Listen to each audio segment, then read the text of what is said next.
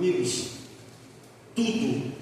tudo na Bíblia é para apontar sobre Jesus. Amigos, Deus, Ele vai encaminhando. Eu entendo dessa maneira, né, que o Antigo Testamento, não entenda de forma literal o que eu vou falar aqui, né, mas vamos lá. Que o Antigo Testamento é Deus apontando para Jesus, revelando o Filho.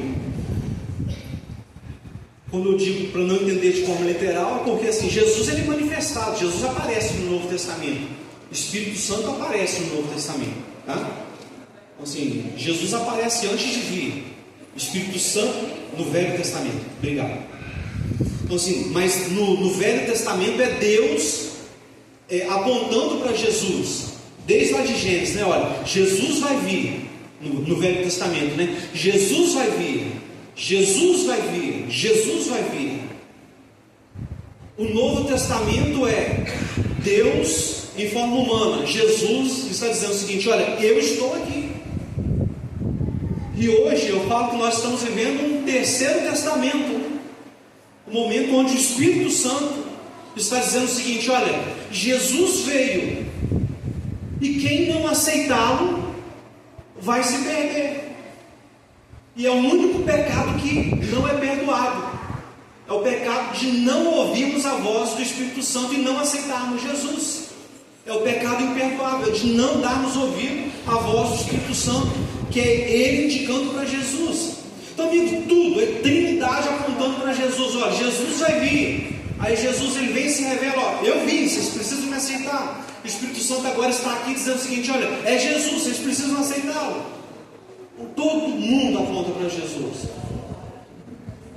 Os patriarcas apontam para Jesus. Se nós pegarmos desde Gênesis, tudo aponta para Jesus. Todas as histórias apontam para Jesus. Eu já fiz sermões aqui também durante esse ano, dizendo isso, né?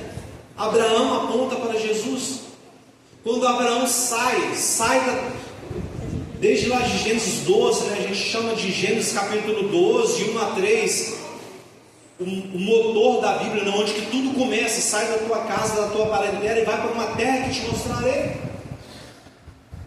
O que seria isso se não o próprio Jesus saindo da sua casa, da sua terra, saindo do meio dos seus parentes, da casa do seu pai, indo para uma terra que ele não sabia o que iria acontecer? Então, assim, Abraão está prefigurando Jesus. Aí passa para Isaac. Isaac está prefigurando Jesus. Tanto que no Monte Moriá, Isaac vai ser crucificado, sacrificado. Mas é óbvio que Isaac não é sacrificado, porque Isaac é um pecador e não adianta Isaac ser sacrificado. Então você percebe que todos os patriarcas apontam para Jesus. Amigos, os profetas, todos os profetas apontam para Jesus. Né? Você pega as histórias, né? As histórias, nós vamos trabalhar no departamento de família o ano que vem, né? As histórias dos casais. A gente vai fazer um projeto dos casais, né? Abraão e Sara, Isaac e Rebeca.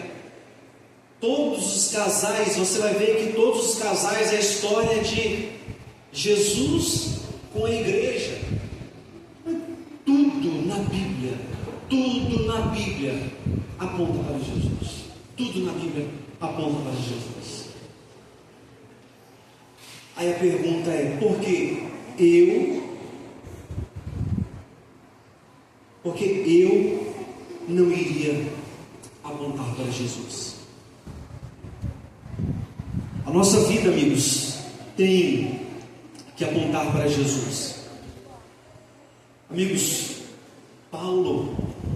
quando Paulo entende isso, ele diz o seguinte, Romanos capítulo 1, gostaria que você lesse comigo aí. Paulo, ele para mim foi o maior evangelista, o maior missionário que existiu. Romanos capítulo 1, verso 16. Romanos capítulo 1, verso 16.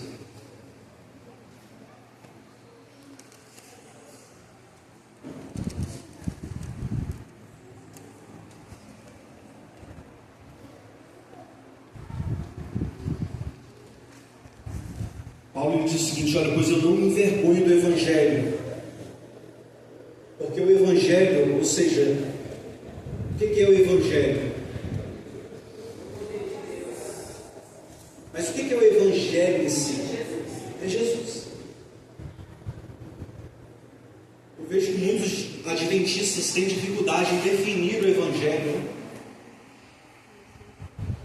Que nós temos o Evangelho como palavra principal dentro da nossa mensagem. Lá em Mateus capítulo 24, no verso 14, nós temos lá: porque o Evangelho do Reino será pregado para todo mundo, para testemunho de todas as nações, então vai vir o fim. Nós, os adventistas do sétimo dia, pregamos muito sobre o fim. Então nós precisamos da pregação do Evangelho para vir o fim. Está ali, né? No meio, a divisão. Então precisamos pregar o Evangelho para vir o fim. Mas aí você pergunta para o adventista: e o que é o Evangelho? O que é o Evangelho? A gente precisa pregar o Evangelho para o fim vir. Então o que é o Evangelho? Preciso pregar o Evangelho para o fim vir. O que é o Evangelho? É Jesus. Então nós precisamos pregar mais Jesus. Então aqui, amigos, é uma lógica simples. É uma lógica simples. No curso de estatística, a gente estudou estatística. Dentro da faculdade de estatística tem uma matéria chamada noções de lógica. Dentro da matéria de noções de lógica existe um princípio chamado tautologia. Uma coisa leva a outra coisa, essa outra coisa ela vai e volta, né? Se isso é isso, isso também tem que levar para isso. Uma coisa vai e volta. Amigos, se pregar Jesus leva ao fim, o fim não chegou ainda, porque nós, conclui para mim, porque nós não estamos pregando Jesus. Isso se chama tautologia. Então falta Jesus em nós. Falta Jesus nas nossas mensagens. Falta Jesus na nossa igreja. Tanto foi isso que eu falei no último sermão. Falta Jesus na igreja de Laodiceia. Foi isso que eu mencionei no último sermão. Tanto que lá em Apocalipse 3:20 está lá: eis que estou à porta e voltamos aqui no princípio de tautologia, né? Se Jesus está batendo, significa que ele está por onde? Do lado de fora. Está faltando Jesus. Por isso, amigos, quero citar aqui um outro texto de Paulo, 1 Coríntios capítulo 2, no verso 2. Se Paulo não se envergonha de pregar muito sobre Jesus, porque você abre a carta de Paulo, você ouve ele falar de Jesus. Você abre uma outra, você ouve ele falar de Jesus. E se alguém diz para mim: pastor, você fala muito sobre Jesus, eu também. Se Paulo não se envergonha, eu também não me envergonho.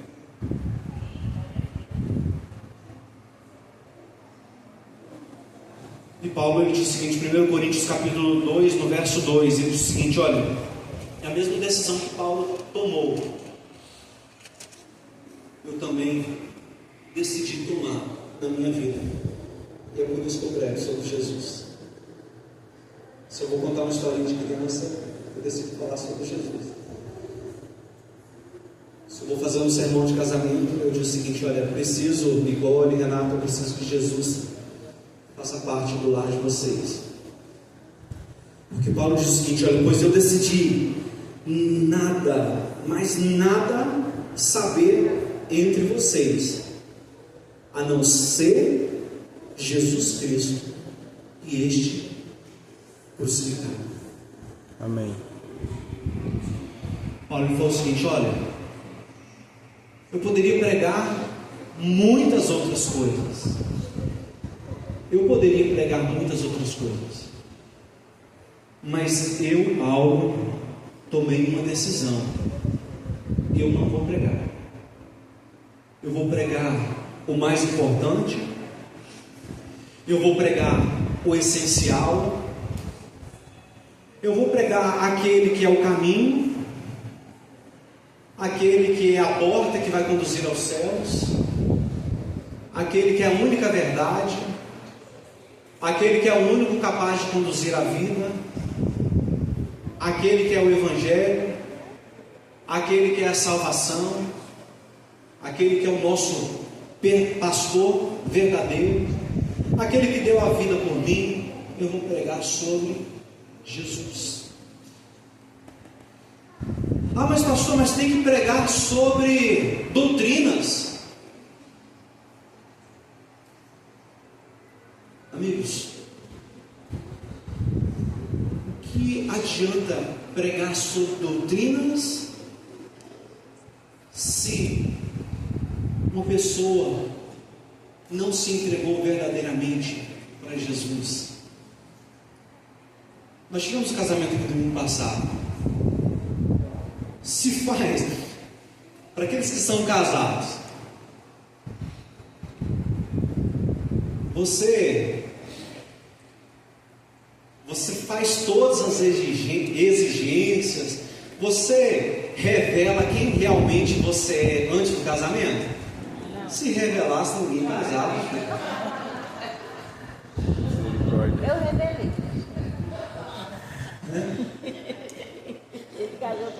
A Nicole e o Renato só vão descobrir quem é o outro verdadeiramente agora. Ai, ai. Já está casado? Então, primeiro a gente ama, depois. Então, primeiro a gente mostra quanto Jesus amou, depois a gente mostra o que a pessoa precisa dar em troca desse amor. Então, primeiro nós apresentamos Jesus, o quanto Jesus amou, o quanto Jesus é importante, o que Jesus fez, depois nós apresentamos. Amigos, e está numa sequência. Jesus diz lá, olha, e às vezes nós queremos mudar a ordem bíblica, nós queremos mudar a ordem do que Jesus falou. Eu fico assim abismado como nós queremos mudar a ordem da Bíblia e a ordem do que Jesus falou. Fala o seguinte, Jesus coloca lá a receita do bolo, né? Ide por todo mundo. Ó, Jesus falou uma ordem. Ah, mas não é bem assim. É bem assim quando interessa a gente, né? Ide por todo mundo, fazer discípulos de todas as nações. Não está nessa ordem? Se eu estiver errado, me corrige. Ide por todo mundo, fazer discípulos. Discípulos de quem? De quem? Jesus. Da igreja? Não. Discípulos doutrinários? Não.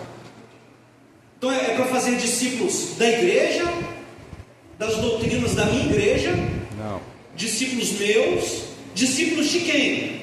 Cristo. Discípulos de Jesus. E, portanto, fazer discípulos de todas as nações. Depois de fazer discípulos de Jesus, é para fazer o quê? Batizar e ensinar. Então, amigos, existe uma ordem. Existe uma ordem. Depois que você faz discípulo de Jesus, mostrando para eles, olha, Jesus morreu por você, deu a vida por você, batiza essa pessoa e depois você doutrina essa pessoa. Depois que você mostrou amor por ela, você exige dela. É o contrário. É um princípio. É um princípio bíblico. E às vezes nós queremos mudar. Depois não sabemos por que estamos falhando, por que estamos errando. Jesus faz isso conosco. Jesus usou deste princípio conosco. A Bíblia é assim. Jesus exigiu de nós antes de nos entregarmos para depois ele morrer? O que a Bíblia diz? Jesus morreu por nós, sendo nós ainda o quê? Pecadores. Ele não nos exigiu que nós fôssemos santos para depois morrer. E por que nós queremos exigir isso dos outros? Então, amigos, por tudo isso que eu falei aqui, por muitas outras evidências, eu decidi pregar Jesus. Amém. Eu decidi amá-lo de todo o meu coração. Eu volto lá naquele texto inicial que nós lemos, né? Eu gostaria de convidar você a tomar essa decisão, fazer disso uma resolução nesse novo ano que se inicia, né? Amém. Ame o Senhor, o seu Deus, de todo o seu coração, mas de todo o seu coração. E Mateus, para finalizar, né? Mateus no capítulo 12, 34, diz que a boca fala O coração e o coração está cheio. Amém. A boca fala porque o coração está cheio. Então, amigos, se você está por aí pregando doutrina, é porque no seu coração não tem Jesus, tem igreja, tem doutrina. Se o seu coração, se você fica aí por aí pregando sobre o fim dos tempos, não é porque no seu coração tem Jesus. Você está mais pensando em perdição, fim do tempo, do que Jesus. Se o seu coração está por aí, se você fica falando só em mandamento, não é porque no seu coração tem Jesus. No seu coração tem mais regras, farisaísmo do que Jesus. A boca fala do que o coração está Cheio. E eu tomei uma decisão. Decidi compartilhar, de pregar nada mais entre vocês a não ser Jesus e este crucificado, do amor dele por mim, por todo mundo. Deus amou o mundo de tal maneira que deu seu único filho, para que todo aquele que nele crer não pereça, mas tenha vida Eterna. Nós vamos ouvir mais uma música. Enquanto essa música estiver sendo tocada, cantada, você medite nas palavras que nós ouvimos dessa manhã.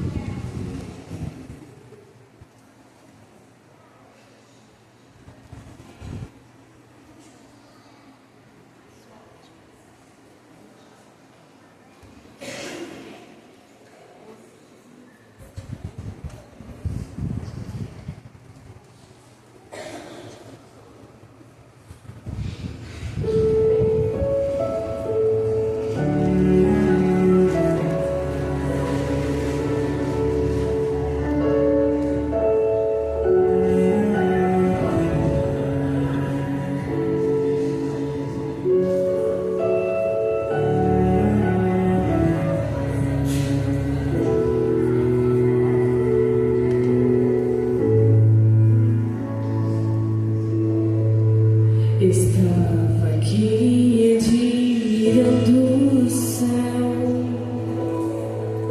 tentando imaginar você, vendo a beleza de tua criação, me deu vontade de te ver.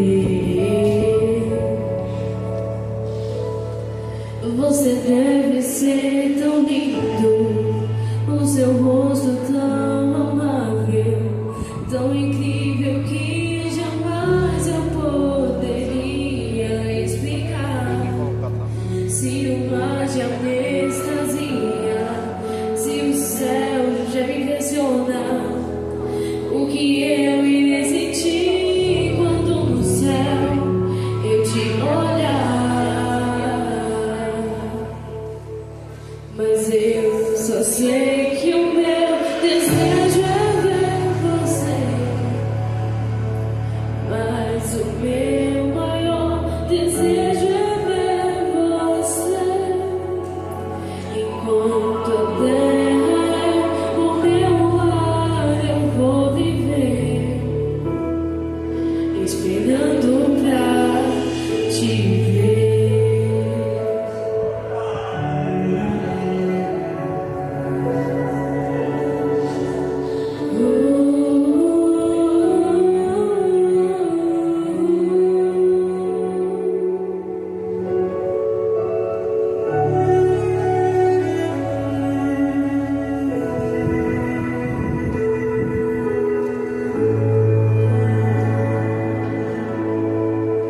Estava aqui admirando o céu, tentando imaginar você, vendo a beleza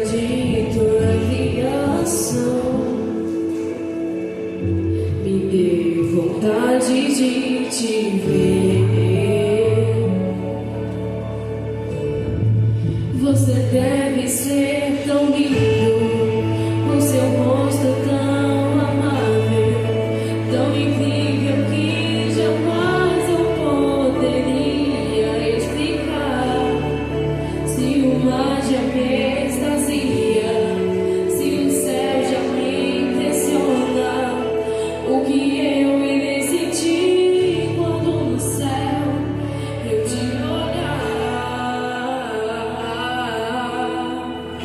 Mas eu só sei que o meu desejo é ver você. Mas o meu maior desejo é ver você. Enquanto a terra é o meu lar, eu vou viver esperando pra te ver.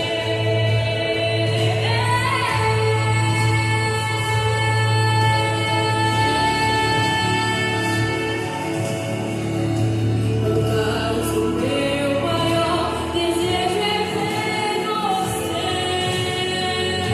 Enquanto a terra é o meu lar, eu vou viver esperando pra te ver. Mas eu só sei que o meu desejo é ver você. Mas o meu maior desejo é ver você. Enquanto a terra é meu lar, eu vou viver todo dia esperando pra te ver. Amém. Amém. Glória a Deus. Oremos. Pai querido, muito obrigado, Senhor, por nos enviar o teu único Filho para morrer na cruz em nosso lugar. Amém. Nós também somos gratos porque Jesus um dia se entregou pelos nossos pecados, sendo que nós não merecíamos. Obrigado também porque o Espírito Santo tem feito um papel de intercessão em nossos corações, de súplicas incansáveis, para que nós possamos olhar para Jesus a cada dia. Amém. Obrigado, Senhor, porque o Senhor nos deixou a palavra de Deus e em cada livro tem nos apontado para Jesus, para que nós possamos ter um encontro com Ele, ver que Ele nos ama, ver que Ele morreu por nossos pecados e está disposto a nos conceder a salvação. Diante de tudo isso, Senhor, o que nos resta é aceitar o que foi feito por nós, Amém. vivemos em novidade de vida Amém. e a cada dia, Senhor, sermos gratos a Ele e mais do que isso, Senhor, falar sobre Ele por onde quer que nós formos. Amém. Que a nossa vida, Senhor, que as nossas ações, que cada palavra que nós dissermos, que eles possam expressar o que nós, Senhor, um dia professamos acreditar, que nós possamos, Senhor, em cada gesto que nós fizermos, que nós possamos dizer que nós aceitamos Jesus, que nós amamos Jesus, que nós possamos tomar a mesma decisão que Paulo, nós possamos decidir falar apenas sobre Jesus, que nós possamos ser uma carta aberta para as pessoas que estão ao nosso redor, que elas possam ver Jesus em nossa vida. Amém. Que esta igreja possa abrir as portas para que Jesus possa entrar. Amém. Diferente da igreja de Laodiceia, esta igreja possa ser uma igreja diferenciada, que ela não possa deixar Jesus de fora, mas que Jesus possa fazer morada aqui dentro. Que nós possamos ser verdadeiramente uma igreja cristã, onde que Cristo é o cabeça da igreja, que nós possamos ser uma igreja que prega sobre Cristo, que nós possamos ser uma igreja que vive como Cristo viveu, vivendo os ensinos que Jesus deixou, que nós possamos um dia estar de pé, ouvindo a voz do nosso Salvador, chamando o nome de cada um aqui, Amém. para podermos viver no céu com aquele que um dia nós caminhamos lado a lado com Ele aqui na terra, como nosso amigo. Que essa, Senhor, possa ser uma realidade hoje, para que possa um dia se tornar uma realidade eterna. É o que nós te pedimos, Senhor, te agradecemos. Fazemos isso em nome de Jesus. Amém. Amém. Maravilha, hein? Palavra de Deus. Que você possa compartilhar em nome de Jesus, tá bom? Deus abençoe sua vida poderosamente.